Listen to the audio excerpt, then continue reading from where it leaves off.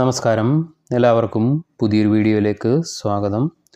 വാസ്തുശാസ്ത്രപ്രകാരം ഗൃഹത്തിൽ സന്തോഷകരമായ ഐശ്വര്യപ്രദമായ സാഹചര്യങ്ങളും അന്തരീക്ഷവും നിലനിൽക്കുവാൻ ചില കാര്യങ്ങൾ ശ്രദ്ധിച്ചാൽ മതിയാകും. വാസ്തുശാസ്ത്രപ്രകാരം ചില നിയമങ്ങൾ ഉണ്ട്. ഇങ്ങനെയുള്ള നിയമങ്ങൾ പാലിച്ചാൽ ഗൃഹത്തിൽ സ്നേഹവും പരസ്പര ധാരണയും സമാധാനപരമായ അന്തരീക്ഷവും സൃഷ്ടിക്കുവാൻ സാധിക്കും.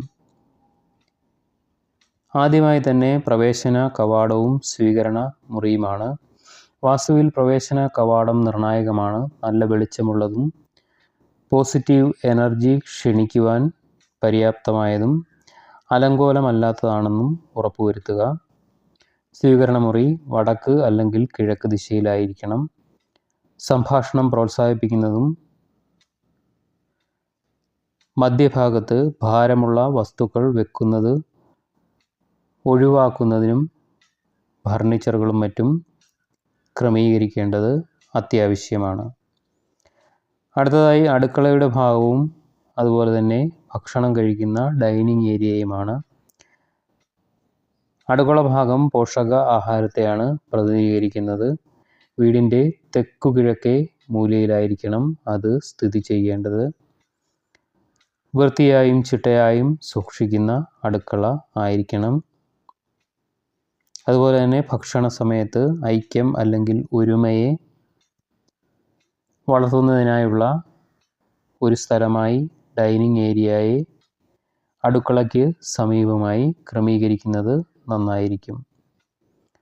അടുത്തതായി കിടപ്പുമുറികളാണ്. വിശ്രമത്തിനും അടുപ്പത്തിനും കിടപ്പുമുറികൾ വളരെയധികം അത്യന്താപേക്ഷിതമാണ്. സ്ഥിരതയ്ക്കായി അവ തെക്ക് പടിഞ്ഞാറ് ദിശയിൽ സ്ഥാപിക്കുക. കിടക്കയ്ക്ക് അഭിമുഖമായി കണ്ണാടികൾ വെക്കുന്നത് ഒഴിവാക്കുക. കാരണം ഇത് ഉറക്കത്തെ തടസ്സപ്പെടുത്തിയേക്കാം. ശാന്തമായ അന്തരീക്ഷം സൃഷ്ടിക്കുവാൻ വളരെ ലൈറ്റായുള്ള നിറങ്ങൾ ഉപയോഗിക്കുന്നത് നന്നായിരിക്കും. അടുത്തതായി പ്രധാനപ്പെട്ട മറ്റൊരു മുറിയാണ് കുട്ടികളുടെ മുറി. കുട്ടികളുടെ മുറി പടിഞ്ഞാറ് അല്ലെങ്കിൽ വടക്ക് പടിഞ്ഞാറ് ദിശയിലായിരിക്കണം. ഇത് വളർച്ചയെയും സർഗാത്മകതയെയും പ്രോത്സാഹിപ്പിക്കുന്നു. ഏകാഗ്രതയ്ക്കായി പഠനമേശകൾ കിഴക്കോ വടക്കോ അഭിമുഖമായി ഇരിക്കണം. വിശ്രമകരമായ ഉറക്കം ഉറപ്പാക്കുവാൻ കിടക്കയ്ക്ക് സമീപമുള്ള ഇലക്ട്രോണിക് ഉപകരണങ്ങൾ ഒഴിവാക്കുന്നതും നന്നായിരിക്കും. അടുത്തതായി പ്രാർത്ഥനാമുറി അല്ലെങ്കിൽ പൂജാമുറിയാണ്. ഒരു പ്രാർത്ഥനാമുറിയോ ധ്യാന സ്ഥലമോ ഒരു വീടിന് സമാധാനം നൽകുന്നു. അത് വടക്ക് കിഴക്ക് മൂലയിലായിരിക്കണം. മൃദുവായ വെളിച്ചവും സസ്യങ്ങളോ പൂക്കളോ പോലുള്ള പ്രകൃതിദത്ത ഘടകങ്ങളും ഉപയോഗിച്ച് ഈ പ്രദേശം അല്ലെങ്കിൽ ഈ മുറി ശാന്തമായി സൂക്ഷിക്കുന്നത് നന്നായിരിക്കും. അതുപോലെ തന്നെ പ്രധാന ഘടകങ്ങളാണ് നിറങ്ങളും അലങ്കാരങ്ങളും. നിറങ്ങൾ മാനസികാവസ്ഥയെയും ഊർജ നിലയെയും സ്വാധീനിക്കുന്നു.